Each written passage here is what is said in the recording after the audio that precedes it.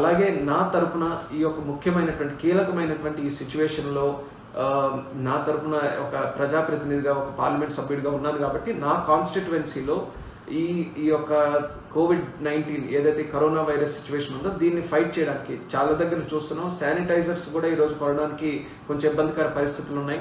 లేకపోతే దీనికి కావాల్సిన వెంటిలేటర్స్ కానీ, లేకపోతే మెడికల్ ఎక్విప్మెంట్ కానీ, మాస్క్స్ కానీ, లేకపోతే నర్సెస్కి డాక్టర్స్కి కావాల్సిన ఎక్విప్మెంట్ కానీ ఇలా షార్టేజ్ ఉండొచ్చు. ఎందుకంటే ఈ సిచ్యువేషన్ ముందు నుంచి ప్రిపేర్ అవ్వలేదు, ఎమర్జెన్సీ ఒకసారి వచ్చింది కాబట్టి. సో నా ఎంపీ నిధుల నుంచి కూడా 70 lakhs ఫండ్ ఈరోజు స్పెసిఫిక్గా శ్రీకాకుళం పార్లమెంట్ కాన్స్టిట్యున్సీకి కలెక్టర్ గారికి కూడా నేను అందజేయబోతున్నాను. మరి ఇమీడియట్గా దీన్ని యూస్లో పెట్టాలని కూడా నా కలెక్టర్ గారిని ఖచ్చితంగా నేను కోరడం జరుగుతుంది. అందులో కూడా నేను మెన్షన్ చేసింది తర్వాత కూడా ఈ సిచ్యువేషన్కి సంబంధించి ఇంకా ఏదైనా రిక్వైర్మెంట్ ఉంటే ఖచ్చితంగా ఎంపీ ల్యాడ్స్ అంతా కూడా నా కాన్స్టిట్యున్సీలో మెడికల్ ఫెసిలిటీస్కి ఖర్చు పెట్టడం నా తాలూకు ధర్మం కాబట్టి ఖచ్చితంగా దానికి వినియోగిస్తాను. ఇక్కడ ఎటువంటి ఫెసిలిటీస్ షార్టేజ్ లేకుండా నా వంతుగా చూసుకోవడానికి నా ప్రయత్నం కూడా నేను చేస్తానని కూడా తెలియజేస్తున్నాను.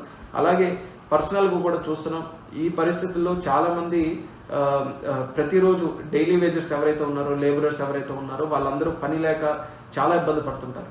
ఎందుకనంటే ఒక్కరోజు వాళ్ళకి ఆగిపోయినా సరే వాళ్ళ కుటుంబం ఏ రకంగా గడుస్తుంది అన్నటువంటి పరిస్థితిలో ఈరోజు మన భారతదేశంలో చాలా కుటుంబాలు ఉన్నాయి. అలాగే శ్రీకాకుళం జిల్లాలో కూడా ఉన్నాయి.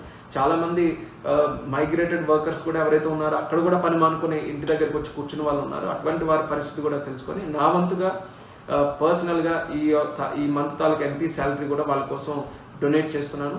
అది భవిష్యత్తులో కూడా నా వంతు ఏదైనా ఒక ప్రయత్నం చేయగలిగితే ఖచ్చితంగా వాళ్ళకు కూడా సహకరించడానికి నేను కూడా ప్రయత్నం చేస్తూ, అలాగే ప్రధానమంత్రి గారు కూడా ప్రత్యేకంగా ఒక లేఖ రాస్తున్నాను.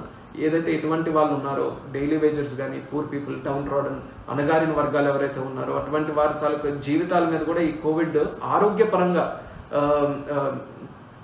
ఏ ఎఫెక్ట్ లేకపోయినా సరే ఎకనామికల్గా చాలా ఎఫెక్ట్ వాళ్ళ మీద ఉంటుంది కాబట్టి అటువంటి వాళ్ళకి ఫైనాన్షియల్గా వాళ్ళందరికీ కూడా ఒక భరోసా ఇవ్వడానికి, వాళ్ళందరికీ కూడా ఒక భవిష్యత్తు చూపించడానికి ఖచ్చితంగా ఒక ఫండ్ ఆయన ప్రత్యేకంగా ఏర్పాటు చేయాలి, దాన్ని వినియోగించాలని కూడా ప్రైమ్ మినిస్టర్ గారికి రిక్వెస్ట్ చేస్తాను. అలాగే చాలా బిజినెసెస్ కూడా ఈరోజు చాలా ఇబ్బందులు ఎదుర్కొంటున్నాయి.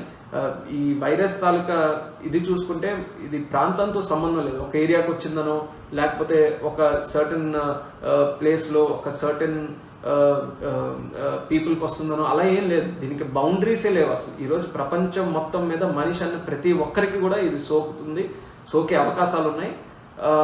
వాళ్ళందరికీ కూడా దీని ప్రభావం చూపే అవకాశాలు ఉన్నాయి. కాబట్టి మన భారతదేశం తరఫున ప్రధానమంత్రి గారు దీనికి బాధ్యత తీసుకొని దీనికి స్పెషల్ ఫండ్ కూడా ఏర్పాటు చేసి బిజినెసెస్ కానీ ఈ కోవిడ్ సిచ్యువేషన్ వల్ల, ఈ COVID-19 సిచ్యువేషన్ వల్ల ఎఫెక్ట్ అయిన ప్రతి ఒక్కరికి కూడా భరోసా ఇవ్వాలి.